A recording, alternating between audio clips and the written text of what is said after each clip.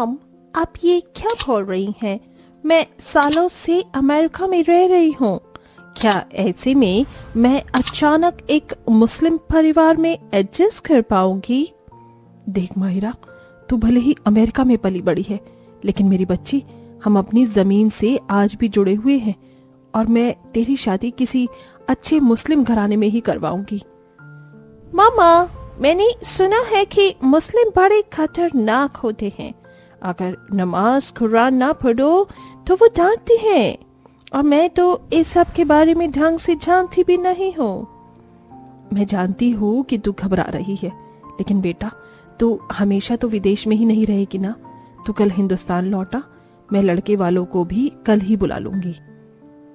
माहिरा अपनी अम्मी की बात की बहुत ज्यादा कदर करती थी, इसके आगे वो कुछ भी नहीं बोली और अगले ही दिन वो फ्लाइट पकड़कर इंडिया लौट आई। वैसे तो माहिरा भी एक मुस्लिम घराने की ही लड़की थी, लेकिन विदेश में पलने की वजह से वो अपने धर्म की कोई भी बात ढंग से नहीं जानती थी। पता नहीं माहिरा, अब तेरा क्या होकर रहेगा। माहिरा तैयार हो गई? जी मामा। माशाल्लाह, नजर न लगे। चल नीचे, लड़के वाले तेरा इंतजार कर रहे हैं। माहिरा को उसकी अम्मी नीचे लेकर आ गई। सभी के पास जाते ही, हेलो, माई सेल्फ माहिरा।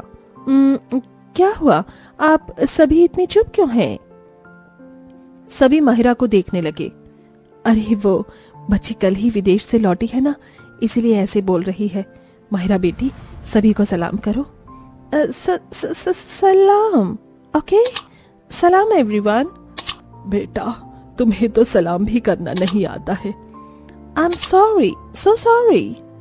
घबरा मत बच्ची, ऐसा हो जाता है। आ, यहाँ मेरे पास आकर बैठ। माहिरा की शक्ल पर डर था और उसकी नजरें नीचे झुकी हुई थीं। बस उसकी यही अदा गौहर को पसंद आ गई और वो माहिरा की अम्मी से बोली, देखिए बेगम, हमें आपकी बच्ची पसंद है। जी क्या सच? रियली? Oh sorry. बड़ी ही भोली सी लड़की है आपकी, रत्ती भर भी चालाकी वाली बात नहीं है। मुझे ऐसी ही बहू चाहिए थी, तो क्या हम आपकी तरफ से भी बात पक्की समझे? बिल्कुल जी, बिल्कुल। गौहर के लड़के हैदर से माहिरा का रिश्ता पक्का हो गया। फिर क्या था, कुछ ही दिनों में दोनों का निकाह भी हो गया और अब माहिरा अपनी ससुराल आ चुकी थी। मॉम, मेरा मतलब अम्मी। कोई बात नहीं, तेरा जो मन करे मुझे वो बुला। क्या बात थी? अम्मी, मैं पूछना चाहती थी कि ये आप क्या कर रही हैं? मैं तस्बीह पढ़ रही हूँ। अच्छा, तो इसे तस्बीह पढ़ना कहते हैं? आज तक बस इसका नाम ही सुना था, आज देख भी लिया।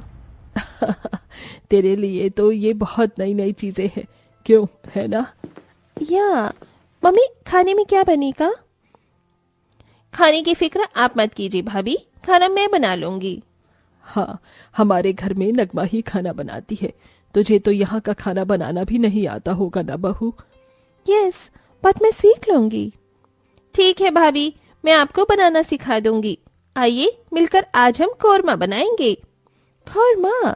हाँ, मैंने एक बार बचपन में खाया था, उसका टेस्ट बहुत ग्रेट होता है। आइए अब बनाएंगे भी। माहिरा अपनी खुशी से नगमा के साथ कोरमा बनाने के लिए गई। दोनों ननंद भाभी ने खुशी खुशी रसोई में काम किया। खाना बनाते बनाते ही नगमा बोली, भाभी, वैसे अगले हफ्ते में रमजान का महीना शुरू है। आपने कभी अमेरिका में रमजान रखा है? रमजान? नहीं, मैंने कभी नहीं रखा, सिर्फ नाम सुना है। वैसे उसे कहाँ रखा जाता है? भाभी, उसे कहीं नहीं रखते, बस ऐसा कहा जाता है कि हमने रमजान रखा है। पता है, रमजान में। अरे नगमा, माहिरा को भेजना। भाभी, मैं आपको बाद में बता दूंगी, आप अभी अम्मी की बात सुनाओ। माहिरा अपनी सास की आवाज सुनकर बाहर आ गई। उसे अपनी ससुराल में रहन सहन तौर तरीके बहुत ज्यादा अलग लग रहे थे। ऐसे ही नई नई चीजें जानते हुए माहिरा का ससुराल में एक हफ्ता बीता और अब रमजान का महीना शुरू हो चुका था। सभी घरवाले आधी रात को सहरी के लिए जागे हुए थे। अम्मी, भाभी नहीं जागी? क्या वो कल का रोजा नहीं रखेंगी? हमारी तरफ से उसके ऊपर कोई जोर नहीं है। अगर उसका मन करेगा तो रख लेगी और नहीं तो उसकी मर्जी। वैसे भी वो बच्ची विदेश में पली बड़ी है, इन सब बातों से उसे कहाँ ही विश्वास होगा। सही कहा। अम्मी, दूध में सेवई तैयार है, ये लीजिए, खा लीजिए। नगमा, आज तो मुझे भी बस सेवई ही दे दे। जी भाई। और आप क्या खाओगे अयान भाई? मुझे तो भाई रोटी चाहिए और सेवई भी देना। जब तक पेट ठीक से न भरे तब तक सहरी का मजा ही नहीं आता है। पूरे घर में आधी रात को चहल पहल हो रही थी। आवाजें सुनकर माहिरा की भी आंख खुल गई और वो नीचे आ गई। अरे, ये आधी रात को आप सभी क्या कर रहे हो? क्या यहाँ मेरे बिना कोई पाची हो रही है? अरे नहीं।